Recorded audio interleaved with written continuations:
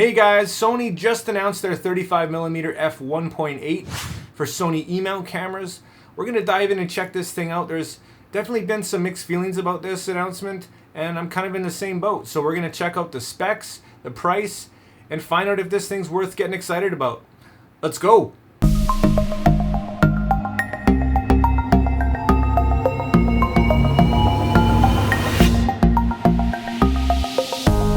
So here it is, the Sony FE 35mm F1.8, and let's have a closer look at this thing. It does look quite promising, being small and light, measuring only 2 5/8 inches wide and 2 7/8 inches long, and weighing only 280 grams. This thing's amazingly portable and is going to work great on a gimbal. Other features include 55mm filter threads, a nice and close minimum focus distance of about 3/4 of a foot, a fast constant f1.8 with 9-bladed aperture, giving you the beautiful bokeh you'd expect. Of course, this is a full frame lens, but you can use it on your APS-C with about a 52.5mm focal length equivalent. Do note that this lens is not image stabilized, but it does have a convenient focus hold and manual automatic focus button. Now with the basics out of the way, let's talk about what we can really expect out of this thing. Sony's claiming incredible corner-to-corner sharpness, even wide open, precise, quiet, and accurate autofocus in any condition, and they're definitely emphasizing their video capability performance. And let's be honest, this is a hugely important factor for a lot of people. They're definitely listening to what people are asking for. So all in all, it looks like a very good performer in a great little package, but are there any downsides? What does this thing cost anyways? Wow, I can't say I was expecting that. And to me and a lot of people, that does seem a little bit pricey considering what's on the market right now.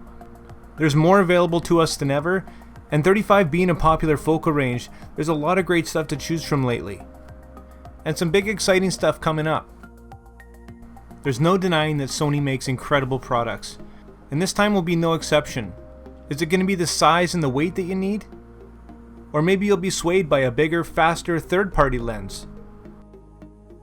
Touching on price again, I really thought it might be closer to the 85 1.8, but in reality that lens is quite a few years old now.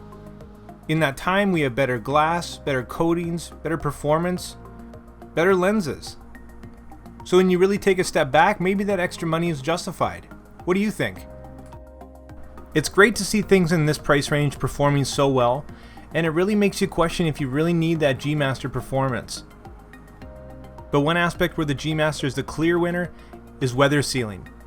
Another thing to keep in mind. Sony 35 lovers can finally rejoice. Now there's finally a middle ground between the 2.8 and the bigger 1.4.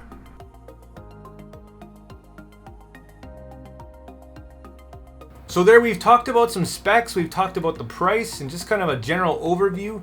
So who's this lens for? I don't think it's for everybody for sure, but I think it's going to be great for, street photography, maybe weddings. It's going to be great for video. Just because of the size and the weight, I think it's going to be great on a gimbal. It's not image stabilized, so it's going to utilize the IBIS in your Sony cameras, and I think it's going to be performing probably up there with the 55 Zeiss, it sounds like. So let me know what you guys think. If you like this video, consider hitting that like and subscribe button. Drop your questions and comments down below. And like always, make mistakes, be yourself, and get out there and take some more pictures. See you next time.